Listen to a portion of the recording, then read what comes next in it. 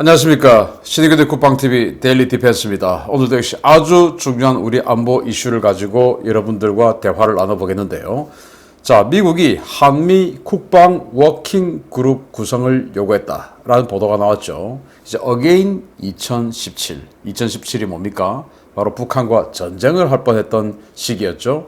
2016년 박근혜 정부 때부터 그리고 미국은 오바마 정부 때부터 같이 북한을 때리려고 하는 이 준비를 했다가 느닷없이 한국의 정권이 조기 교체돼 버리고 미국도 그들로선 상상을 하지 않았던 정권 교체가 이루어지다 보니까 2017년 한미가 계획했던 전쟁이 일어나지 않았습니다. 자, 그런데 지금은 그때와 상황이 다르죠. 자, 그래서 이 어게인 2017, 즉 한미 연합군이 북한을 때리는 이런 준비에 들어가는 것은 아니냐. 근데 전제가 있죠. 그 전제 여러분들 잘 아실 겁니다. 자, 어떤 상황이 진행되는지 한번 보겠습니다. 유엔 안보리 결의 대놓고 무시하고 있는 북한과 중국입니다. 석탄 거래가 폭증하고 있다.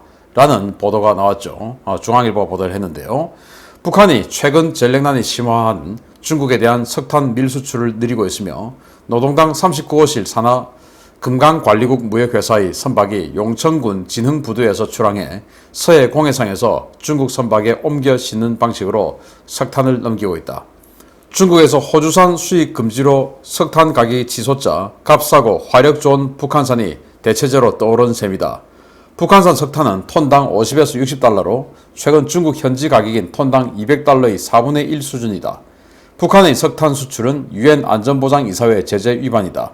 안보리는 2017년 7월 4일 북한이 대륙간 탄도미사일인 화성 14호를 시험 발사하자 그해 8월 5일 결의 237일호로 이를 금지했기 때문이다. 2017년 안보리 결의 이후에 중국의 북한산 석탄 수입은 공식 기록이 없다. 자, 지금 이 유엔 안보리 2371호 제재기란 2371호에 북한은 석탄을 수출할 수 없게끔 규정했다라는 겁니다. 그래서 매월 이 해당 국가들은 또 유관 국가들은 북한과의 무역에 대해서 보고를 하게 되는데 중국은 북한에 대해서 석탄을 수입한 적이 없다라고 계속 보고를 했다라는 거예요. 그렇지만은 실제적으로 지금 위성 사진에 찍힌다. 위성은 항시 고정되어 있는 게 아니죠. 회전을 해서 한반도를 1시간 또는 30분 또는 2시간 한 번씩 이런 식으로 회전을 해서 봅니다. 그런데 그렇게 가끔 간헐적으로 지나가다가 또 보일 정도면 얼마나 많이 지금 들락날락거리겠냐 이겁니다. 그래서 용천군 진흥부두라고 하는 것이 지난번에 제가 여러분들께 알려드렸었어요. 굉장히 고급 건축 자재를 가지고 들어오다가 그게 이제 김정은의 1호 자재였죠. 김정은 별장 만드는데 들어오다가 그거 폭파되고 그 차량이 트럭이 불이 나고 하는 그런 테러를 당했다라는 말씀을 드리지 않습니까? 거기가 바로 이 진흥부두예요. 여기에서 소형 선박이 그러니까 상대적인 소형 선박이 출항해서 이게 석탄 가득 싣고 바로 앞바다에 나가서 바로 앞바다는 또 중국이니까 거기서 또 옮겨 싣고 중국으로 들어가고 이런 식으로 한다. 그런데 여기는 중국의 방공식별구역 또 바로 딱 바다만 나가면 중국의 영공이 되기 때문에 이 연합자산들이 들어갈 수가 없죠. 지금 호주, 캐나다, 미국, 영국, 일본 많은 나라들이 들어와서 지금 이 불법 환적 감시하고 있는데 여기까지는 못 들어가는 겁니다. 신의주 바로 코앞이니까 어떻게 들어갑니까? 바로 중국인데.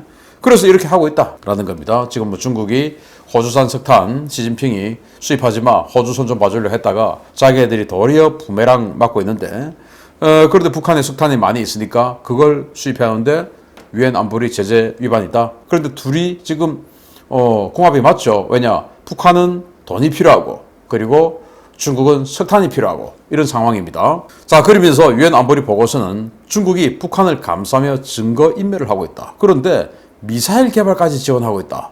라는 의혹을 보도했어요. 자, 10월 5일 날 위키리크스 한국이 보도를 했는데 여기에서 유엔 안전보장이사회 산하의 대북제재위원회가 전문가 패널 를 보고서를 내놨는데 여기에 이런 내용이 있다 이거예요. 자, 유엔 안보리 산하 대북제재위원회가 4일 발표한 전문가 패널 보고서에는 중국의 비협조적 태도가 적지 않게 소개되었다. 중국은 대북제재 위반에 대한 전문가 패널의 조사에 협조하지 않았을 뿐 아니라 자국 관련한 위반 행위에 대해서는 증거가 없다면서 보고서에 게재하지 말 것을 요구하기도 했다.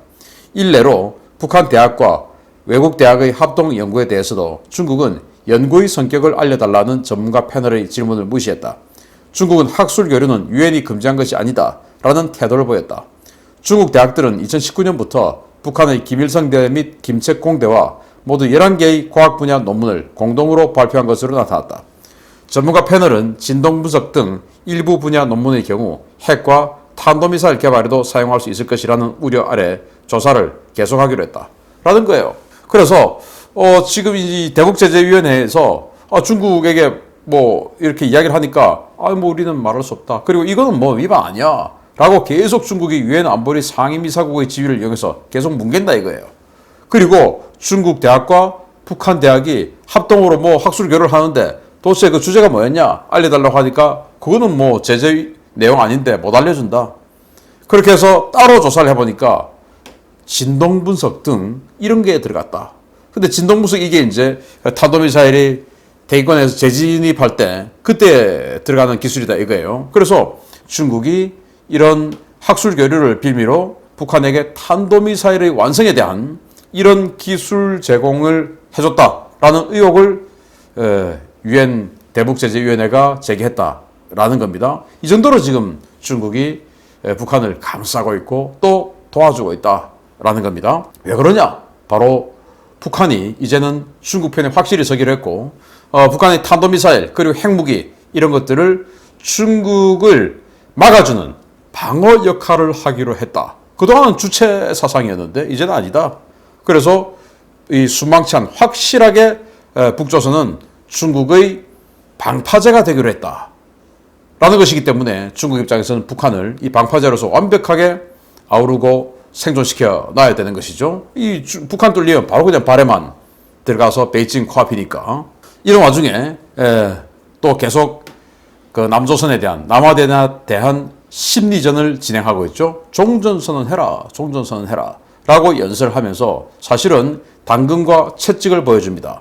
나는 니들 적 아니야. 그러니까 종전선언해 라고 연설을 하면서 자 이쪽에는 미국을 타격할 수 있는 무기 또 이쪽에는 한국을 타격할 수 있는 무기 잔뜩 보여주면서 야 니들이 내 말 안 들으면 남조선 니들은 그냥 한 방에 이 무기들 많이 봤지. 이걸 그냥 다 쓸어버려. 니들 막을 수 있는 능력이 나 돼? 까불지 말고 종전선언해. 그리고 미국 야 니들 이거 봐. 지금 미사일 종류가 이렇게 많아. 이거 미국 니들 괌에서부터 하와이, 알래스카, 미서부, 미동부 다 때릴 수 있어. 한번 해볼래? 그러니까 종전선언해. 자, 이렇게 하는 겁니다. 자, 이렇게 북한이 계속 화전양면을 취하면서 미국을 압박하니까 미국 스트레스 많이 받죠. 그런데 그러면 정말로 북한은 미국과 또 대한민국과 싸울 의향이 없냐? 아니죠. 이 행사를 하기, 이 자위 2021 행사를 하기 하루 전날 이런 교육을 했습니다. 10월 10일인데요. 데일리 NK가 보도를 했습니다. 전군에 적 도발 시에 핵 선제 타격으로 멸살시킨다. 라는 교육 자료를 배포했다는 거예요. 자, 지난 10일 총정치국, 총참모부, 국방청 등 군 간부들을 상대로 20여 분짜리 경애하는 최고 지도자 김정은 동지를 모시고 진행된 영웅적 조선인민군 창건 85돌 경축 조선인민군 군종 합동 타격 시위라는 제목의 기록 영화가 반영되었다. 나레이션은 단호하고도 무자비한 타격력으로 한다면 하고 싸우면 반드시 이기는 인민군대는 미 본토와 태평양 작전지대 전 구역을 조준경 안에 집어넣고 최후 명령의 시각을 기다리고 있다 라고 평가하기도 했다. 또한 우리 인민의 철천지 원수 미제 침략자들에게 죽음을 주자라는 내레이션과 함께 분별 없이 날뛰는 침략 세력들을 흔적도 없이 초토화해버리자 라며 박정천의 사격 구령에 일제히 포문을 연 포병 집단군 타격 모습에 환하게 웃는 김정은 위원장을 조명했다.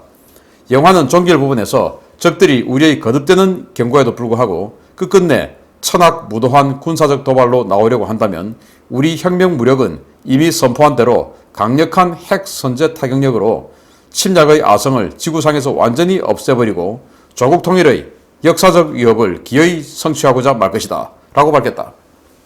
자, 그래서 그냥 뭐 상대가 좀 뭔가 도발적으로 나오면 그냥 예방적 선제 타격하겠다 이겁니다. 그런데 자 천악무도한 군사적 도발로 나오려고 한다면 이라는 거예요. 처당무도한 군사적 도발을 한다면 이게 아니고 그건 뭐냐? 이거 우리가 하는 말이죠. 북한이 우리에게 도발을 하면 우리는 참지 않고 역습하겠다. 이거 아닙니까? 그 북한이 먼저 우리 때리면 우리 가만히 있지 않겠다 이 말이죠. 그런데 여기는 군사적 도발로 나오려고 한다면 안 했는데 아직도 안 때렸는데 그냥 때리려는 시용, 예를 들어서 그게 한미연합 훈련일 수도 있고 지들이 보기에 한미연합 훈련하니까 때리려고 하네? 하고는 그냥 어느 날 우리를 때려버릴 수 있다. 그래서 지들 해석하기 나름대로 기분 나쁘면 그냥 때린다. 예방적 선제 타격하겠다. 라는 핵 선제 타격하겠다. 이런 이야기를 하죠. 이러니까 뭐 이게 북한의 이런 연설이 진정성이 없죠. 그럼에도 불구하고 대한민국 정부는 북한이 전쟁, 추적 이런 거 안 했으니까 우리하고 협상할 또 비핵화할 의지가 있다라고 정말 어이없이 해석을 하는 정부가 있죠. 자, 이렇게 북한이 굉장히 날선 반응을 보이고 있으니 미의회 관영 매체 RFA는 미국과 북한의 목표가 불일치한다. 그래서 대치는 장기화될 가능성이 있다. 라고 이야기하는 거예요. 즉 합의 안 된다. 협상 안 된다. 그 말인 것입니다. 미국은 이런 입장 변하지 않죠. 너희 핵무기 국제사회에서 용납 못하는 불법이다. 완전한 검증 가능한 비핵화를 하자. 먼저 비핵화하면 그러면 제재를 풀어줄게. 이 조건 아니면 바이든 정부가 얻을 수 있는 정치적 이득이 없어요. 이 조건 아니면. 왜? 그걸 아니고 이런 조건 없이 대화 테이블에 나갔다고 트럼프 정부를 그렇게 비난했었는데 이런 조건 없이 대화 테이블에 또 나간다면 그들이 그렇게 비난했던 트럼프하고 다를 게 없다. 그리고 정치적으로 얻을 게 없죠. 북한은 이미 핵무기 대량 생산 중인데 무슨 헛소리야. 우리가 할 협상은 비핵화 협상이 아니라 핵 군축 협상이야. 협상하고 싶으면 제재 먼저 풀어. 라는 거 아니겠습니까? 이거 이제 있을 수 없죠. 그러니까 이거는 대치 장기화 가능성은 뭐냐? 협상 안 된다 그 말이죠. 그래서 협상 안 된다랍니다. 자, 그러면 과연 장기 대치로 갈 것이냐? 저는 또 그건 또 아니라고 봐요. 미국의 국내 정치, 즉 내년 11월 2022년 11월에 미국 중간선거가 있지 않습니까? 여기에서 지금 이 바이든 정부의 인기가 워낙 좀 떨어져 있는 상황에서 또 하원, 상원 모두를 이 공화당에게 이 다수당을 뺏겨버리면 바이든 정부 바로 레임덕 들어가죠. 그러면서 재선 장담할 수 없죠. 그러면은 지금 자신들이 부족한 부분을 메워야 되죠. 선거 전까지. 자, 부족한 부분을 제시를 합니다. 10월 10일 날 한미경제연구소가 미국에 있습니다. 보도자를 냈는데요. 미국인 1122명을 상대로 미국의 대북 정책에 대한 미국인들의 인식에 대해 조사한 결과 조 바이든 행정부의 대북 정책을 지지한다고 응답한 응답자는 18%에 불과했다.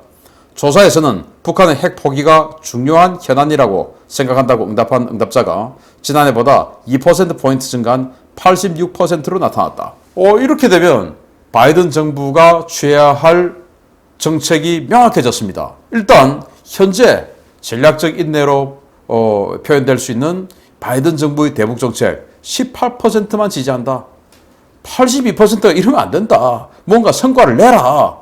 라고 지금 성과를 요구하고 있는 거 아니겠습니까? 그러면서 북한의 핵 포기가 중요하다. 왜? 실제적으로 북한이 입만 열면 우리를 때린다고 위협하고 있으니까 불안하다. 그러니까 핵 포기 시켜. 라고 하는 게 86%다. 86%는 북한의 핵 포기가 필요하다고 생각하고 또 82%는 지금 대북 정책 잘 못하고 있다고 평가하고 그럼 어떻게 해야 됩니까? 뭔가 극적인 전환을 이루어내야 되죠. 그게 바이든 정부가 2022년 11월 중간선거에서 참패하지 않는 조건 중에 하나입니다. 물론 이게 뭐 전체 조건은 아닙니다만은 조건 중에 하나다. 그럼 이걸 바이든 정부는 클리어해야 되죠. 자, 이런 상황에서 서훈 청와대 국가안보실장이 지금 미국 가서 만납니다. 그랬더니 이런 보도가 나옵니다. 바로 한미 인도태평양 전략 워킹그룹 구성을 요구했다. 미국이 라고 보도가 나왔죠. 자, 기사 보겠습니다. 한미가 중국을 견제하기 위한 미국의 인도태평양 전략과 관련해 국방 분야의 워킹그룹을 만들기로 잠정 합의한 것으로 알려졌다.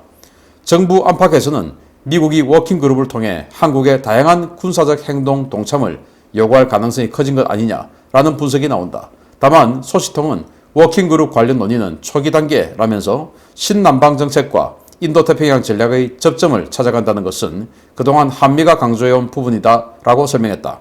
한미는 지난달 28일 KIDD 즉 한미통합국방협의회 종료 직후에 배포한 보도자료에서 워킹그룹에 대한 언급 없이 미국의 인도태평양 전략과 한국의 신남방 정책을 포함한 양국의 지역 전략에 대한 협력을 증진하기로 했다라고만 밝혔다.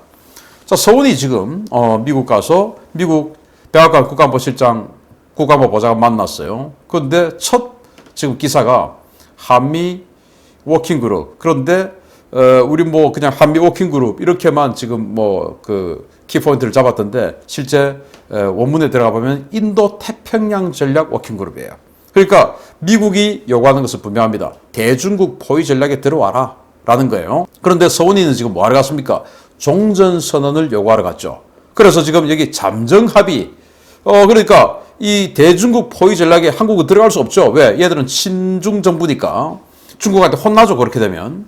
그래서 못 들어가는데 그렇다더라도 싫어 우리 그건 못해 라고 말을 못하는 거예요. 왜? 종전선언을 이끌어내야 되니까. 그래서 잠정합의.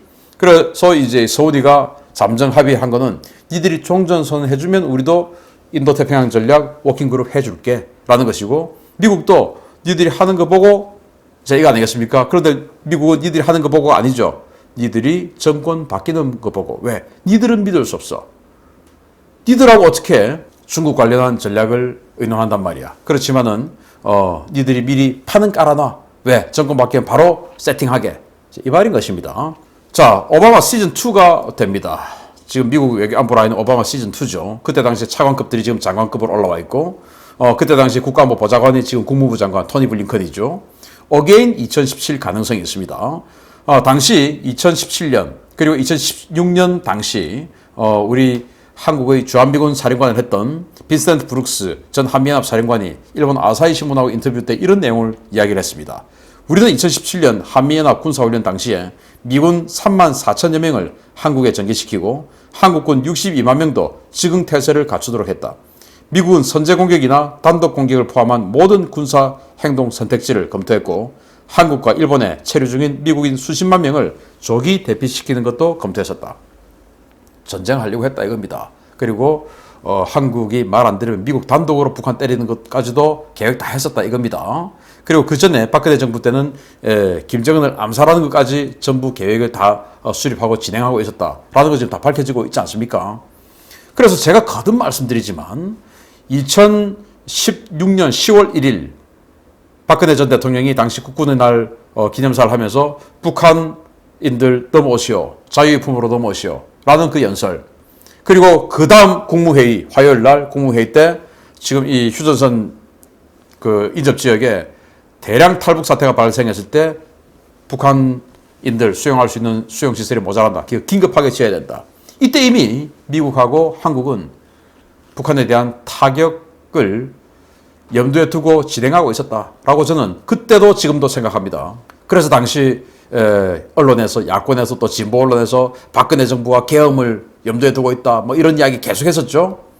왜? 전쟁할 것 같으니까. 그런데 박근혜 정부는 정말로 느닷없이 이렇게 북한이 두들겨 맞을 것 같으니까 북에서 지령이 내려왔는지 몰라도 탄핵을 당해버리고 임기 1년을 못 채우고 말았죠. D-Day는 2017인데 그리고 미국 정권은 오바마 정권은 정말로 뜻하지 않게 여론조사와는 달리 대통령 정권 재창출에 실패해버렸죠. 힐러리 클린턴이 졌습니다. 그래서 한미 할 것 없이 정권이 바뀌어버렸어요. 그중에 최악은 한국 정권이 바뀐 거였죠. 그래서 2017년 때리지를 못했습니다. 왜? 문재인은 그 전쟁을 막기 위해서 사활을 다했으니까. 자, 그런데 이제는 상황이 좀 다르다. 왜 다르냐? 정권이 바뀌기만 한다면 한국의 정권은 만약에 정권이 보수 정권으로 바뀐다면 한국 정권은 지금부터 5년간 스타트고 미국은 아직도 임기가 많이 남았기 때문에 가능성이 있다. 저는요 그냥 군사작전 하는 것이 낫지 않나 라고 생각합니다. 정말 후다닥 끝납니다. 그래서 2022 대한민국 대선은 한국과 인도태평양의 운명을 가른다. 이 한미 워킹그룹 인도태평양 전략에 대한 한미 워킹그룹인데 이거 오직 중국만이냐? 아닙니다. 이제는 북한이 중국의 방파제가 되기로 자체했기 때문에 인도 태평양 전략의 한미 워킹 그룹은 북한도 포함되는 겁니다. 그렇게 해서 이 대통령 선거에서 정권 교체만 이루어낸다면 2022년 또는 2023년에 중대한 변곡점이 생기지 않을까라고 생각이 되고, 만약에 정권 교체가 못 되고 이런 자가 대통령이 된다면 우리는 공산사회주의 그리고 베네수엘라 시즌2가 되지 않나라는 예상을 해봅니다. 그렇게 되면 안 되겠죠. 이 남북 문제 해결하기 위해서는, 북한 핵 문제 해결하기 위해서는 군사작전이 가장 효율적이다. 그런데 정권 교체하면 가능성이 있다 말씀드립니다. 마치겠습니다. 감사합니다.